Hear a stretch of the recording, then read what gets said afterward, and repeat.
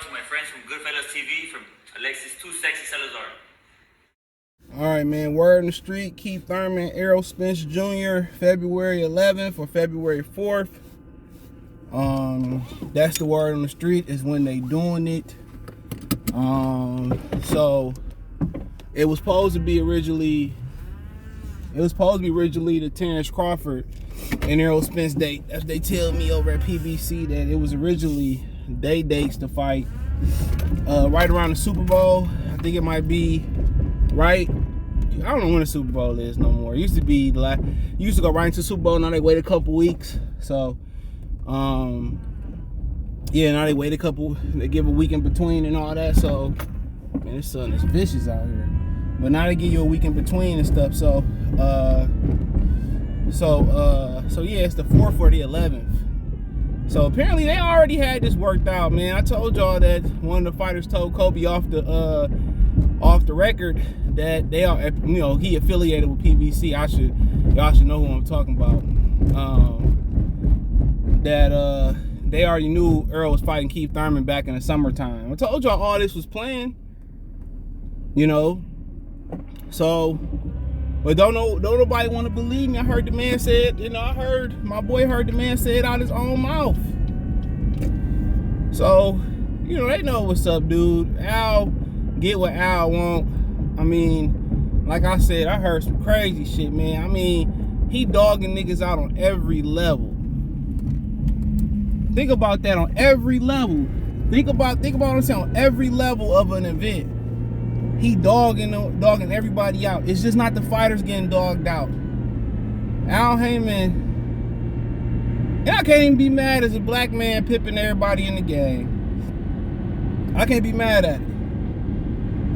Because it becomes a real problem when a brother do it. But like I said before, it hurts your soul when a brother, pimp another brother, or brother treat a brother like the other treat the brother. You expect the other to treat the brother like that, but not a brother to treat the brother like that. But like I said before, I done seen family treat family worse than niggas in the street. So just chew on that for a minute. But yeah, I heard it's gonna be in Vegas. So no, not in Dallas. Heard it's gonna be in Vegas. So one of them Vegas dates, they got, whatever they got locked in right now, it's the 4th and 11th. It's right around my birthday. I might pop up. I'm probably taking a trip for my birthday, so I might. If I decide not to and stay at the crib,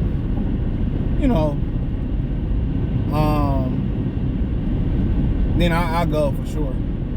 I like going to Vegas. It ain't too hot around that time of year. But I ain't going to support them two niggas. Just going to, enjoy Vegas, excuse to get away from the crib for a minute.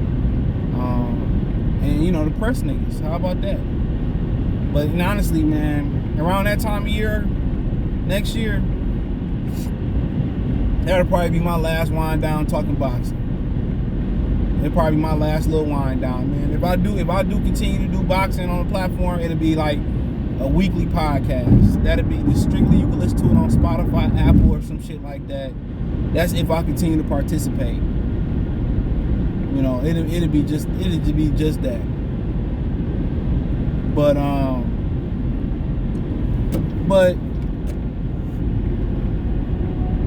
continuing on,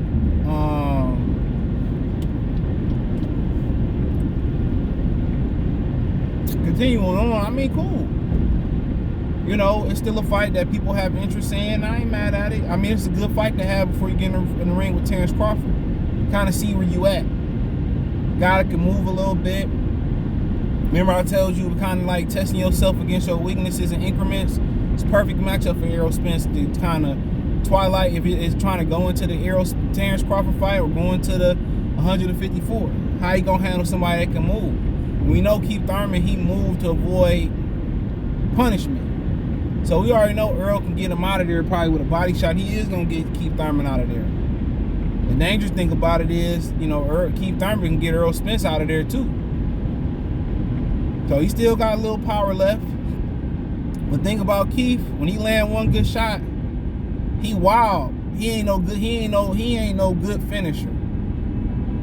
Keith landed good with them looping shots. He jump in, you know, throw 3-4 of them hard shots. He don't know how to pick his shots. You know, a lot of times he hit you with an overhand left or a left hook. You know what I'm saying? He ain't gonna, you know, slow down and put them together. He gonna throw another overhead left, right. You know what I'm saying? You ain't gotta worry about no body shot coming. You ain't gotta worry about the boy stepping over, throwing the uppercut, you know, coming, you know, no variety.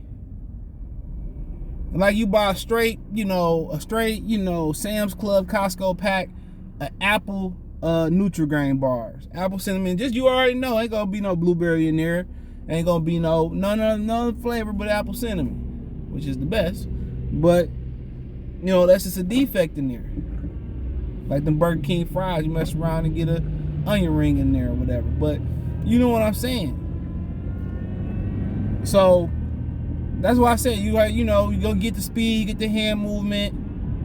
You know, roughly around the same age. So to me, see how he fair, get somebody can move, can punch a little bit. And if he handle him with ease, you had no issue to put him in there with Terrence Crawford at that point. And if you struggle cutting the ring off, or and you know, Crawford and Thurman, they different fighters. Crawford can loop it, but Crawford looping shots is more. Crawford is more technical than Keith Thurman. You know, but you know, Keith Thurman is more predictable. I mean, if Keith Thurman fought like he sounded, you know, outside the ring, he'd be fighting like Terrence Crawford. Motherfucker be Money Mayweather.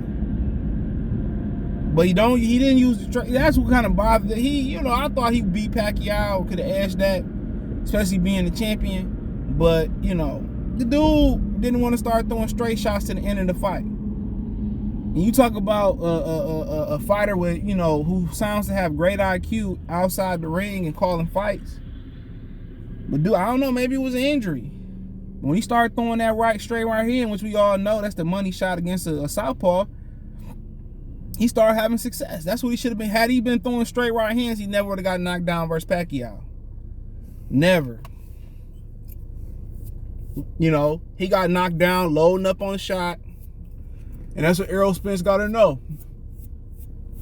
That's part of Keith Thurman's deficiency. But one thing about Keith, he can take a shot. Y'all been talking about, you know, to the body, to the head. Did some good shots versus Pacquiao. But that Errol Spence that was in great condition versus Dennis Ugas is a problem. The motherfucker is a problem for everybody. And I said that versus Terrence Crawford. That closed the gap in the fight for me. I think by 80-20, 70-30, because he wasn't physically looking good. But Declan Welch had Errol Spence looking peak. Now his punch resistance, you know, it ain't there, but you know, you go through a car window, you suffer an eye injury, you know what I'm saying? He don't have, and also the conditioning and cutting the weight and shit, you know, all that's a factor. But the boy punches, the way he was turning this shit over, the boy punches was razor sharp. You know, and the way he was punching, it wasn't the volume. Errol Spence was throwing a lot of volume before, but it was the crispness and the snap. He had power behind them shots. That's the difference. He had power behind them shots. He had power. It wasn't just arm punches. He had the pop in them motherfuckers. So I said I don't see that fight ending no way but a knockout for Errol Spence, but it's good to get an introduction to fight Terrence or to fight at 54, whoever that may be. A lot of rangy moving guys out there. So you going, as you move up, his skill set is gonna be beating dudes with his finesse and IQ and his speed. You know? Excuse me. That's gonna be his ticket. But the way his shit was snapping, Keith Thurman in trouble. Keith Thurman in trouble. And he can't move as much. And if you ain't gonna jab with Errol Spence neither, boy, you better be fucking Roy Jones out there. And he ain't. If he moved, if he had a good jab, he wouldn't have to move as much. And he do have a good jab when he use it, but he don't depend. If you wanna depend on something so hard, Like you depend on the check than the 1st and the 15th in boxing, you want to depend on a jab. They say when you up, jab. When you're down, jab. When it's close, jab. When you don't know what the hell to do, just jab. You know, when in doubt, jab. You know, and that's the one thing about Keith. He won't jab. He won't jab. He won't jab. He sometimes he'll jab and his jab is good, but sometimes his jab is just a jab. It's just a jab. That's all it is. Just it don't have no purpose, bro. It ain't to set nothing up. He trying to set you up with a looping overhand left hook, overhand right shot. That's what he want to land. He ain't trying to land no uppercut. He ain't trying to hook to the body, hook to the head. You know, he ain't trying to come over the top. If he coming over, if he trying to counter or come over with something, he is with the overhand left or right. It ain't like he punching on the move neither. So when he moving, he gonna sit the punch because he want to punch with all his might. He want to put all his power behind his punches. That's exactly what he want to do. He want to put all his power, all everything behind his punches. That's exactly what he want to do.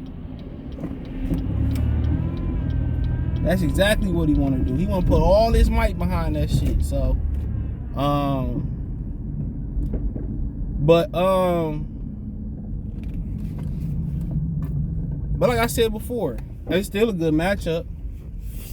And it's gonna be an event for Showtime, PBC, wherever they fighting on. Bounce That Ass TV, BET After Dark, wherever they fighting at, it's gonna be an event. But hey, let me know what you girls and guys think. Thumbs up the video, share the video, subscribe to the channel. Next subscribe button is the bell icon button. Hit all notifications, increase your chance, get notifications. We go live or drop a video. Financially, you want to support the channel, Cash App, $CJ Good 313.